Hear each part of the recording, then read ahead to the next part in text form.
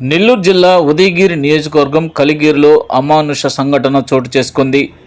చిత్తారి మాధవి అనే వివాహిత సూసైడ్ చేసుకోవడంతో వెంటనే ప్రైవేట్ వైద్యశాలకి తరలించారు. సూసైడ్ చేసుకున్న మహిళా మృతదేహాన్ని అంబులెన్స్ వచ్చేదాకా కూడా ప్రైవేట్ హాస్పిటల్లో ఉంచకుండా ప్రభుత్వ ఆసుపత్రికి తరలించేందుకు ఒక చెక్క రిక్షాలో డెడ్ బాడీని తరలించడంతో బంధువులు ఆందోళన చేశారు. మృతి చెందిన మహిళ గత కొంతకాలంగా వేరే వ్యక్తితో సహజనం చేస్తుందని, అబ్బాయి బంధువులు దాడి చేశారని, దాడిని భరించలేకే సూసైడ్ చేసుకుని మృతి చెందిందని ఈ సంఘటనపై కేసు నమోదు చేసి విచారిస్తున్నారు పోలీసులు.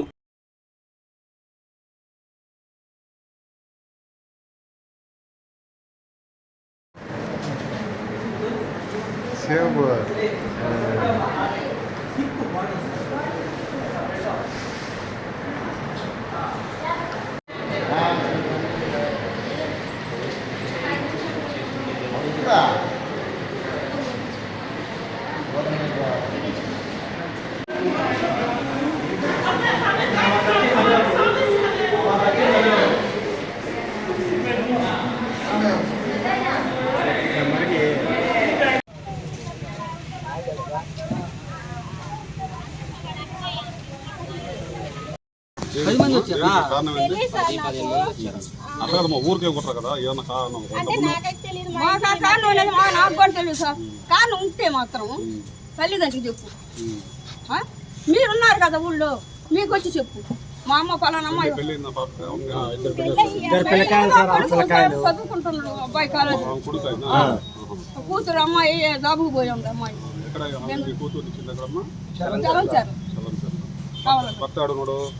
ఆ అబ్బాయి హైదరాబాద్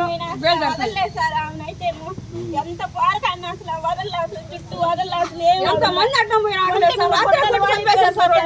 రాత్రి పెట్టి ఆయన పడిపోయింది. నాకు లేవనని పెట్టి చిన్న పెట్ట ఒక పెట్టి ఇంట్లో ఉంది.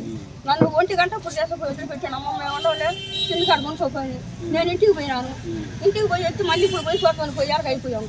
కొనుక్కున్నట్టు అయిపోయాడు. వాడు మగబిడ్డాయా ఏం చూస్తుంటే వాడు ఇప్పుడు వచ్చిండోడు. నేను పోయి చూసేళ్ళకి అమ్మ లేదమ్మా, అమ్మ చచ్చిపోయిందని అమ్మని ఏడు చేసుకుని కూర్చొని టీ తాగుతుంటే ఇంకా వాళ్ళు 10 మంది వచ్చారు.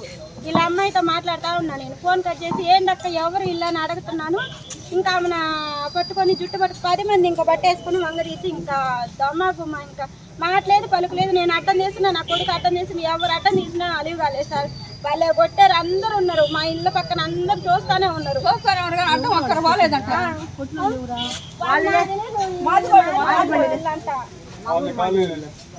మొత్తం అసలు వాళ్ళు మహాలు కూడా చూసేదానికి అంత టైం కూడా లేదు సార్. పట్టుకొని ఓన కొట్టేసి అసలు ఆమె చచ్చేది తెలియదు. రాజేంద్రయ్య కుటుంబం వాళ్ళ 6 అన్నల తమ్ముళ్ళు అంటే 6 అన్నల తమ్ముళ్ళ కొడుకులు, వాళ్ళ కోడళ్ళు, కూతుళ్ళు, వాళ్ళ కుటుంబం అంతా నీకే సంబంధం, నువ్వు కొనుక్కుంటున్నావు చెప్పాలి. వాళ్ళది మాదికోడైతే తప్పుంటే మా గమ్ముగా కాముగా ఇంకా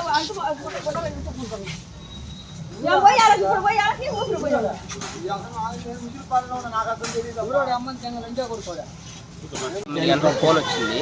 నేను కాలేజీలో ఉన్నప్పుడు హాస్టల్లో ఉంటాను. నేను రోజు ఫోన్ చేసేలేకి ఇట్లా గొడవ జరిగిందని చెప్పేలేకి నేను పొద్దున్నే వచ్చాను. మా ఫ్రెండ్ బైక్ తీసుకొని, నేను బైక్ తీసుకొని వచ్చేలోపే ఇంట్లో తలుపులు తీసుంది, ఎవరు లేరని చెప్పి నార్మల్గా కొనుక్కొని ఉండేలేకి నేను పోయి లేపా. ఒక 10 నిమిషాల తర్వాత లేపేలేకి ఇంకా ఉలుకు పలుకు ఏం లేకుండా పడిపోయి ఉంది. అప్పుడే మా అమ్మమ్మ వాళ్ళని పిలిచి ఇట్లా హాస్పిటల్ తీసుకొచ్చాను.